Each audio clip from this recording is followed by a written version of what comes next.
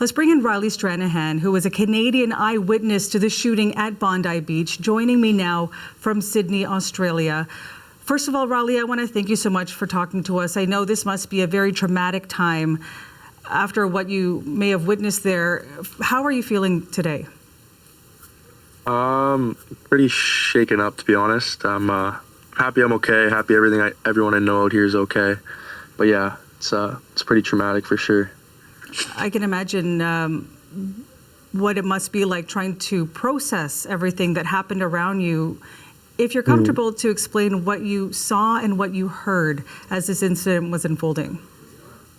Yeah, it's more so of what I heard. I mean, I was on Bondi Beach, but it's a pretty long strip of beach. But I was just there with a mate, just hanging out, and then we just heard some loud noises. Originally thought they were fireworks, and I told him, like, no, those aren't fireworks, those are gunshots.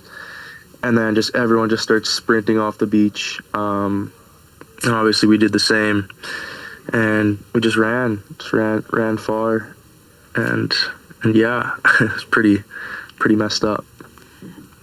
The police have said at this point that there were about 1,000 people at the beach. There was a Hanukkah event.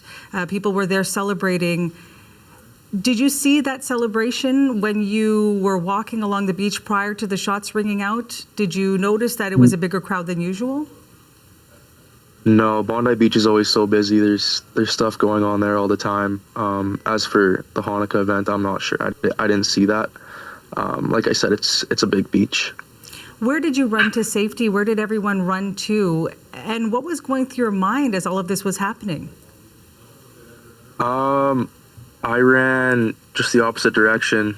Just ended up going through a couple neighborhoods, and then kind of just tucked around a corner, and then somebody above me asked me what was going on just off their balcony.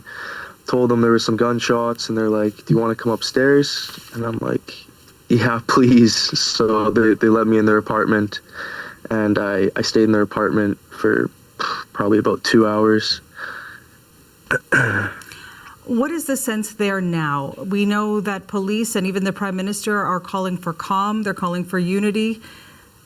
What are you hearing from those around you? What type of police presence are you seeing around you?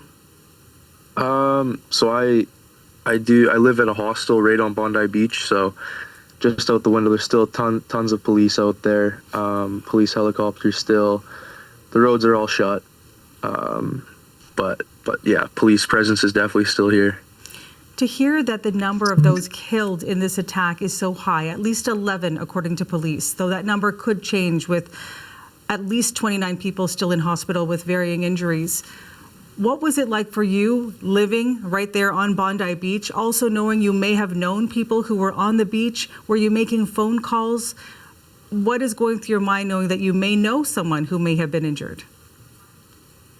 Yeah, luckily everyone I know, I've got a hold of them. Everyone's fine that I know. It's pretty traumatizing just having to make that call, though, trying to make sure everyone's okay. I had a buddy didn't answer for a while, had me pretty shaken up, but yeah, luckily everyone's okay, that I know at least. And those for the people that aren't, my heart definitely goes out to them, because yeah, it's terrible. As you were trying to get to safety, can you give us a sense of who was at the beach at the time? Were there families? Were there older people? What was the demographic of those who were there? Yeah, I mean, it's everyone. I just remember running down the street and seeing kids cry, families running. It's terrible. Like, I could imagine being someone there that can't run away, whether it's old age or whatever it is. It's just, yeah, it was. I don't think I've still really processed it, to be honest. But yeah.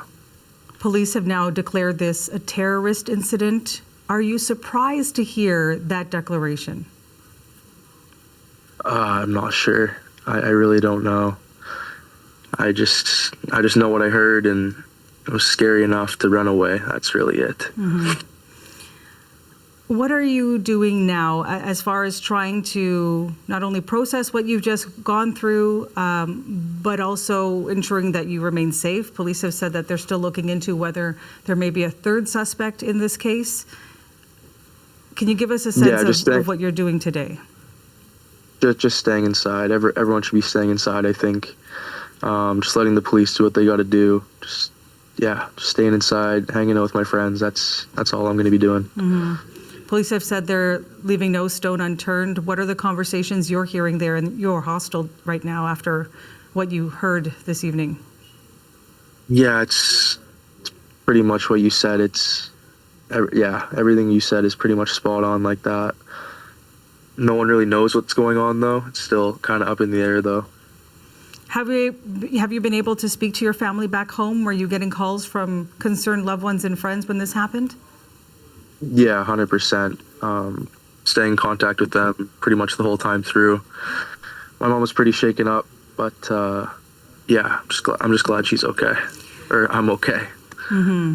And you mentioned that you can see out your window the police presence there. Have you been told to stay inside? What has been the direction from police right now? Yeah. I mean, ever since I got to that apartment, there was police helicopters flying around, and you could hear them ordering everyone to stay inside. I think that's just what you should be doing in this situation.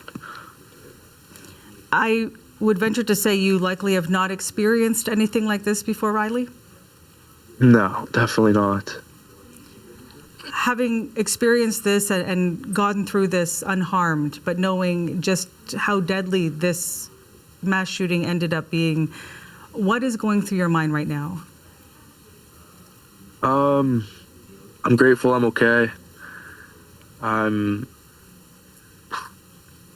Like I said, I don't think I've really processed it. I'm just shooken up, to be honest. I feel bad for everybody who was truly involved. I know I was there, but I mean, I'm okay. I mean, I couldn't imagine losing someone I know or a family member or something. I don't know. It's just, it's terrible, to be honest.